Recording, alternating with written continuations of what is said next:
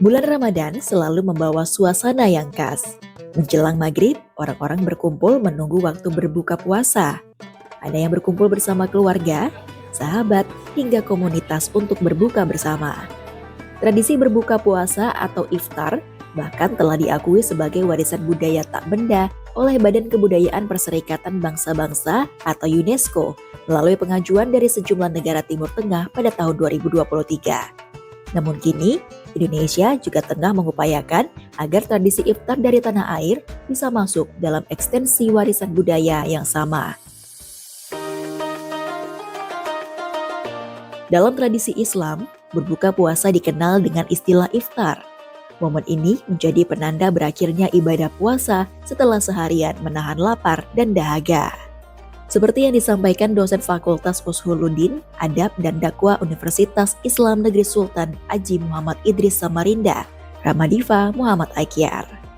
Iftar adalah salah satu budaya di umat Islam pada umumnya, yaitu budaya yang kita laksanakan setiap tahunnya di bulan Ramadan, dilaksanakan pada saat menjelang berbuka puasa atau kegiatan berbuka puasa itu sendiri. Secara bahasa, iftar itu artinya membatalkan puasa atau menghentikan ibadah puasa kita untuk tidak dilaksanakan lagi dengan cara berbuka puasa. Meski memiliki makna yang sama, tradisi iftar di berbagai daerah berkembang dengan cara yang berbeda, mengikuti budaya dan kehidupan masyarakat setempat. Di dalam budayanya, ketika bertemu dengan masyarakat kita di berbagai belahan dunia, itu nanti bisa jadi berbeda. Di Madinah misalnya, di Masjid Nabawi itu ada tradisi untuk buka puasa bersama, kemudian nanti pihak masjidlah yang menyediakan makanan-makanan untuk berbuka puasa bagi para jamaah. Adapun buka puasa bersama yang kita laksanakan di negara kita Indonesia ini, tujuannya adalah untuk menjalin tali silaturahmi yang mungkin sempat terputus.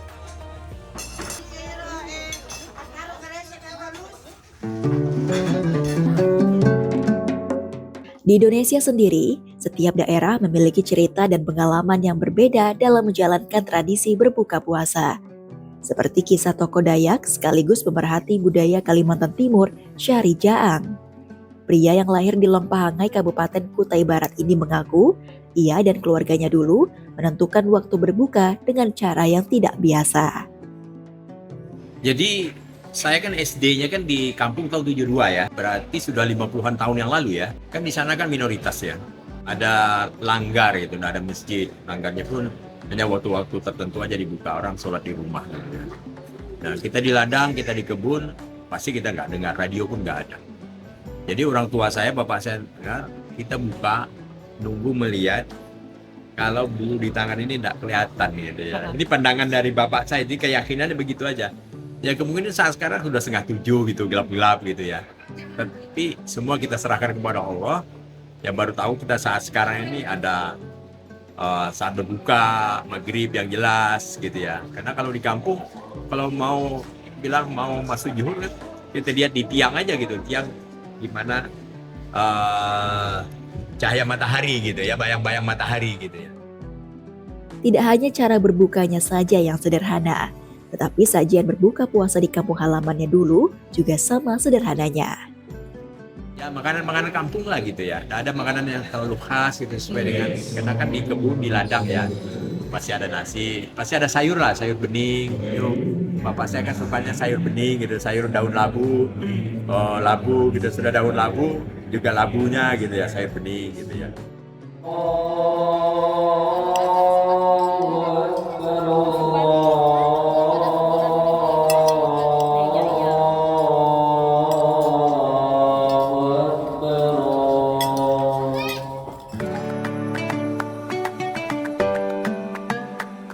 Tradisi berbuka puasa yang terus hidup di tengah masyarakat inilah yang kini mendapat perhatian di tingkat internasional.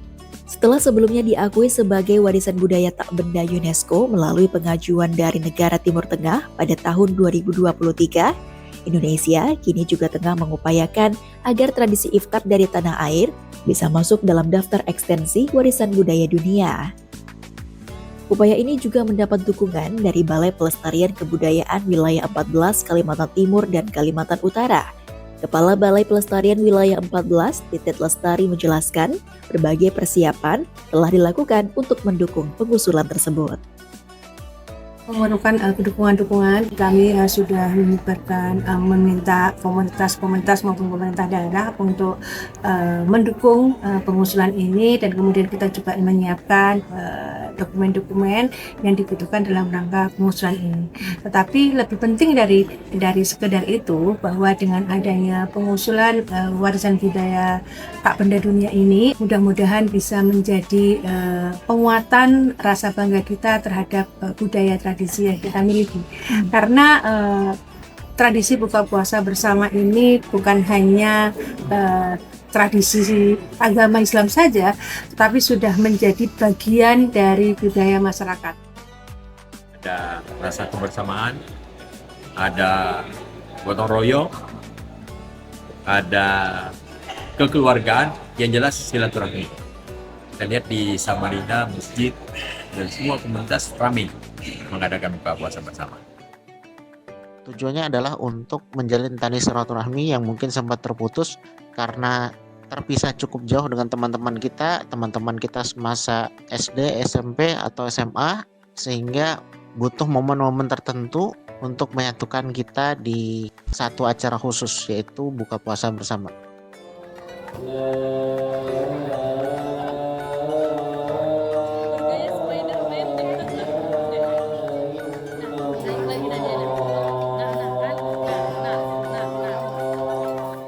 RRI Samarinda, Saladeva melaporkan.